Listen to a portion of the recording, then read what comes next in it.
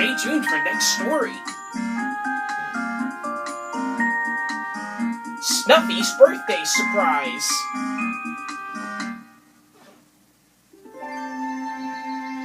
Just before daybreak, Snuffy was getting ready for a very busy day. Most days the little Skyrider didn't mind a busy schedule, even with his annoying allergies.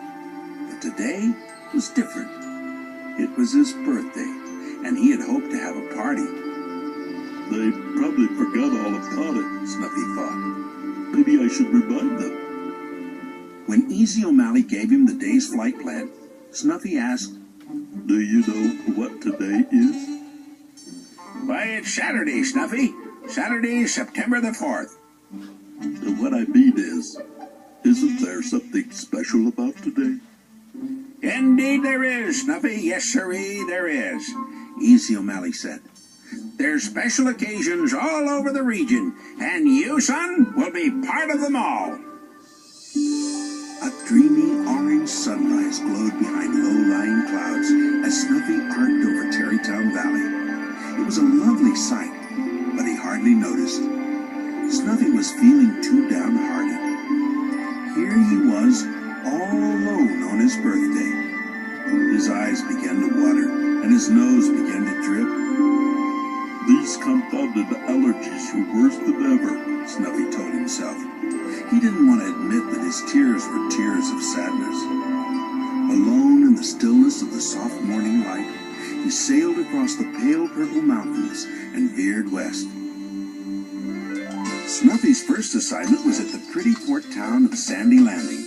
He glided along the gently curving coastline until he spotted a majestic cruise ship docked at the pier. Snuffy went right to work. In the bright blue sky above the ship, he wrote in big white letters, "Bon voyage," which means, "Have a pleasant trip." Snuffy heard the people cheering, and that made him feel good. Dipping low over the boat, he could see the happy passengers looking up at him. He gave them a broad smile, tipped his wing, and then sped away.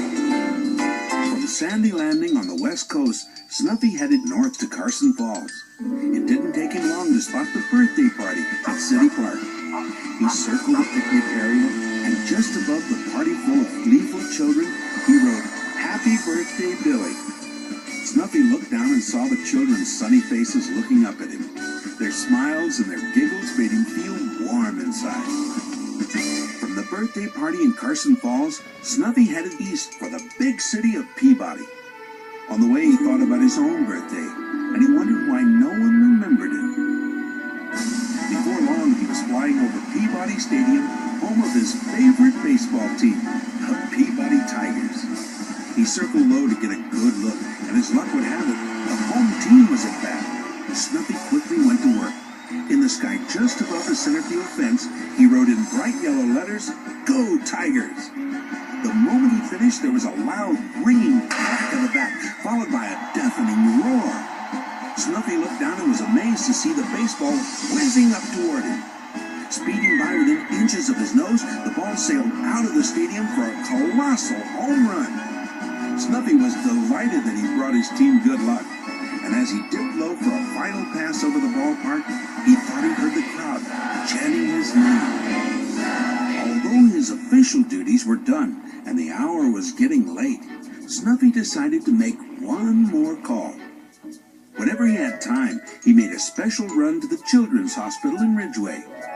As was his custom, Snuffy circled the hospital several times, beeping his horn to announce his arrival. As soon as he saw the children's eager little faces pressed against the windows, he raced up into the sky and wrote, "Get well soon. Love, Snuffy." Then he framed the whole message with a big red heart.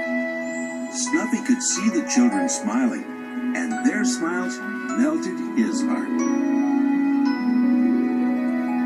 By the time Snuffy left Ridgeway, it was already dusk. As he cruised homeward through the vast twilight, he thought about everything that had happened. He thought about the happiness he had brought to so many people, especially the little children in the hospital. He thought about the way they smiled at him and the unforgettable sparkle in their eyes.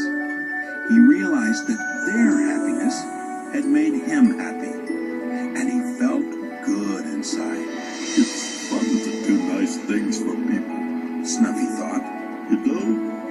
hasn't been such a bad birthday after all. Thousands of twinkling stars danced in the night sky as Snuffy neared Tarrytown Airport. He saw the beacon light cutting through the darkness, then the runway lights on the ground. As he landed and taxied toward the hangar, the airport seemed strangely deserted. Then, all of a sudden, there was a burst of brilliant white light, and for a split second, Snuffy was blinded. When his eyes adjusted, he saw a bank of floodlights shining on a huge banner draped across the front of the hangar, and on it, written in giant letters, were the words, "Happy Birthday, Snuffy." Out of nowhere, all the other planes rushed out to greet him, and every one of them was wearing a snazzy party hat. Surprise! They all yelled at once, and confetti rained down from the control tower until all of them were covered in tiny paper specks of orange and green and yellow and pink. Snuffy smiled from wing to wing. Gee, He said with a sniffle. I thought nobody remembered. No way, we didn't forget your birthday, Snuffy. Tracy said.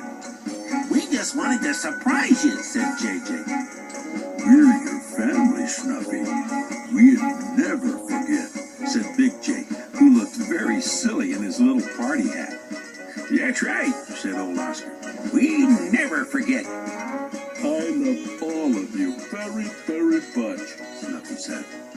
Don't any of you ever forget that. Then, patting away tears of joy, he said, I really must do something about these old allergies.